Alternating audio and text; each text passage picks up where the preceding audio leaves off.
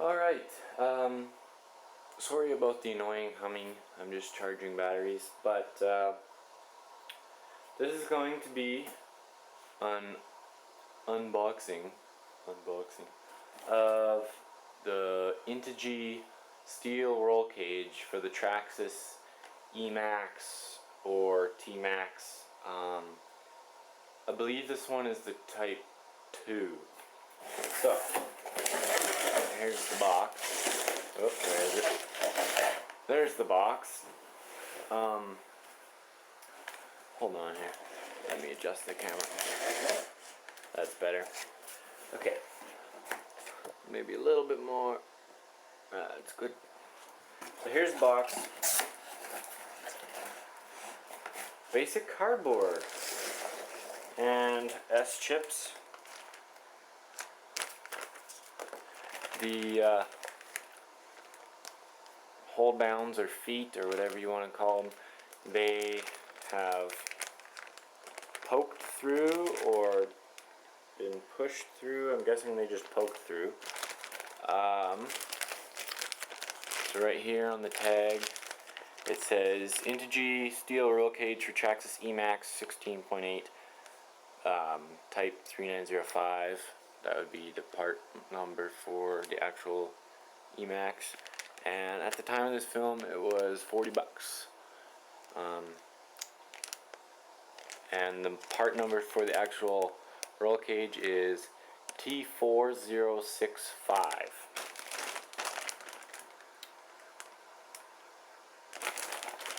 Alright.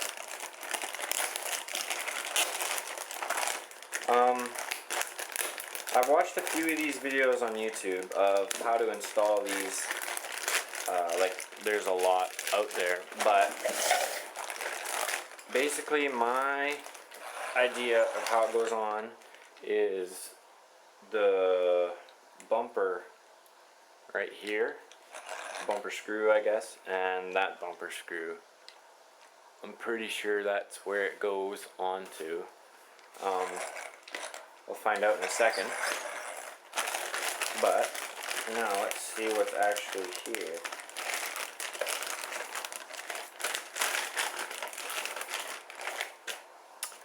So there's your roll cage. The hood has a fancy thing to keep off other stuff, but the windshield, the roof, and the back, or the box, whatever you want to call it, does not. This bag here is 4 bolts and 4 little nuts, probably for putting this on a truck. Let's get this out of the way. So, lining this up, let's see where it fits.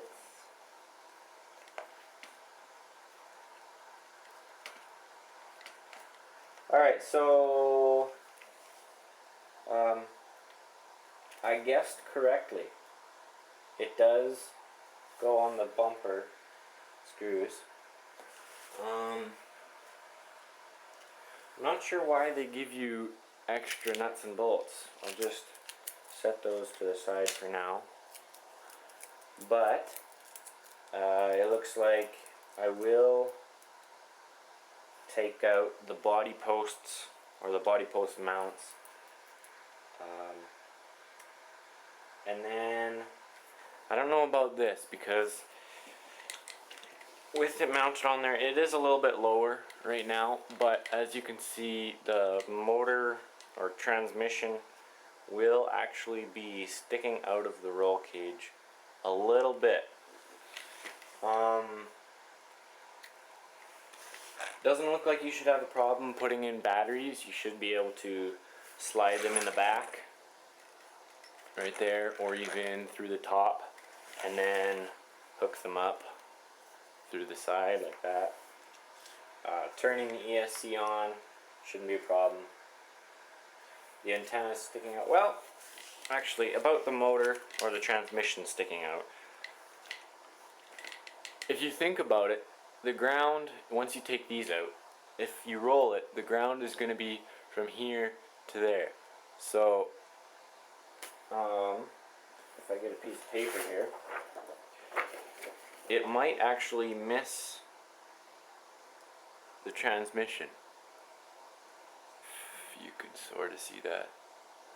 You probably know what I'm thinking. Like, if the ground is flat, it's not going to hit that because it will be touching here and there.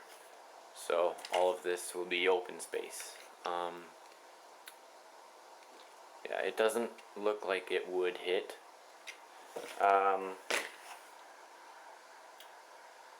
So I'm going to go ahead and figure out how to put this on, whether I need to use the screws that came with it, or if I just undo those screws and then put them back in, even though they'll be a little out. I'll see. So I'll be back in a minute. Alright, so far I'm working on the front.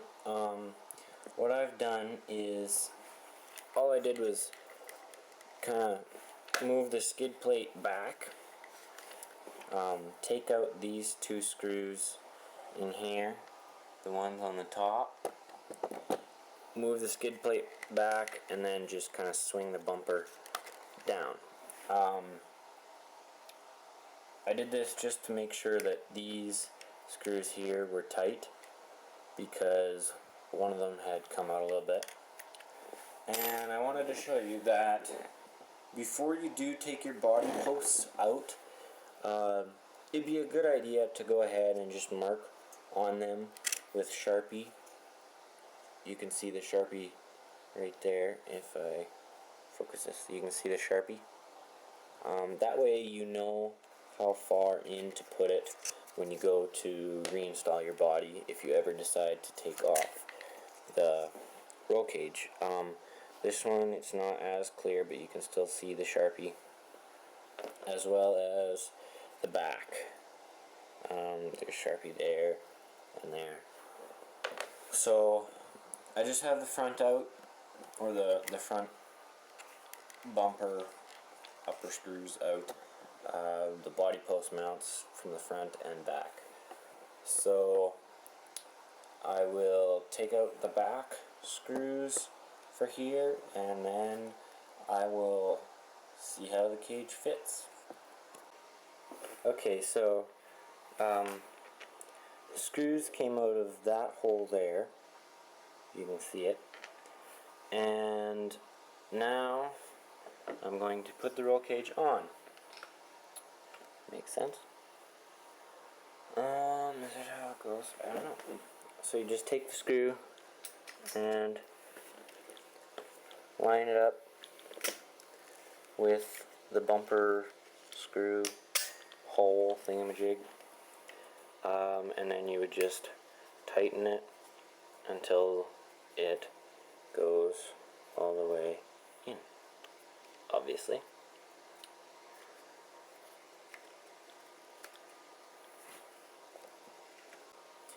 Okay, so I have the back screws in. Just be careful and make sure that you don't over tighten the screws, because it will strip the plastic threaded bulkhead support thingy, whatever it's called. I'm not sure. But you don't have to tighten it till you can't turn it anymore. Just tighten it until it's snug. And obviously this is not going anywhere. If anything, it's just the bumper that is flexing a little bit. So now I'm going to move on to the front. Okay, so I got the front done up. Again, make sure that you don't over tighten the screws, or it could strip the threads on the inside. And this roll cage is definitely not coming off of the truck. It does make it look a little bit like a car, just because it's so low. Like, the body posts used to be about here, and then your body would be here, and then up, and then down, and whatnot. But it does give it a little bit of a car look. I believe these roll cages are handmade. They might not be, but there's a little bit of paint missing here and there and there, and that could just be from the factory. But also on the front, you can kind of see that over here, this piece is bent a little bit more on this side than this side. So it does, it's not symmetrical or the same on both sides. Same with the welds, they're not all the same, but nevertheless, they will definitely hold up. And about what I was saying before with how the ground won't actually hit these two, even though they would if it was here or here. I'll show you. So if it ever did flip over, as you can see, it rests here and here on the ground. So yeah, if there was a rock in here in the middle, it would hit those, but there's lots of space right now for your hand to go under them. That's about all I have to say about this. If you're wondering, these are Proline Road Rage tires on Desperado half offset rims. Other than that, it's all stock. I have changed out the, I'm not exactly sure what they're called, but it's like the little piece of plastic inside that adjusts how much oil goes through at once. They used to have 2 holes in them, so it would be a faster rate. I have changed every single shock to a 1-hole spacer or valve type thing, so it is a lot stiffer. You don't necessarily need to adjust the springs or get new shocks for stiffer shocks. Just get the, on the bag it says pistons and spacers, but I don't know. They're not spacers because that's what these are. They could be pistons. I guess they are. So I guess just adjust your shock pistons. It came with this model, that bag did. And also to put in a 65 tooth what do they call, spur gear or slip clutch, the temperature sensor, which is this right here, used to be over here, but it was hitting the transmission under here, the zip ties were, so I had to move it back and I got blue zip ties. That doesn't really matter what color you have, it just, they need to be small. And I have also flipped my motor onto its side so that the wires don't stick up way up here. Instead they stick up to the side a little bit, but you still have lots of room for your battery. That's about it. I guess I do have a clear body for this truck. That's my other body. That one's a little beat up, and that's the reason I got this roll cage. I don't know if I will run it with a body, but for now I'll just get that clear body and I'll show you what it looks like, and it's probably going to hit here or somewhere. You'll have lots of room at the front, I believe. So yeah, I'll just show you whereabouts it sits. Okay, so as you can see, well, you might not be able to see from that angle, but if you look over here, you can see that it does hit up here. So one way to eliminate that would be cutting out a chunk of your body. If you didn't want to do that, you just can't have a roll cage. I'm not sure what I'll do yet. I might look for a body that is compatible with this roll cage. This body is just a stock Traxxas body, part number 3915. Yeah, basic body. It is the exact same as that, but clear. and it hasn't been painted yet. So yeah, this is what my E-Maxx Brushless edition is like so far. I've told you the upgrades and the modifications I've done to it. I hope this video helped you figure out how to put this on, and if you haven't already, hit the subscribe button and the like button. Thanks. Have a great day.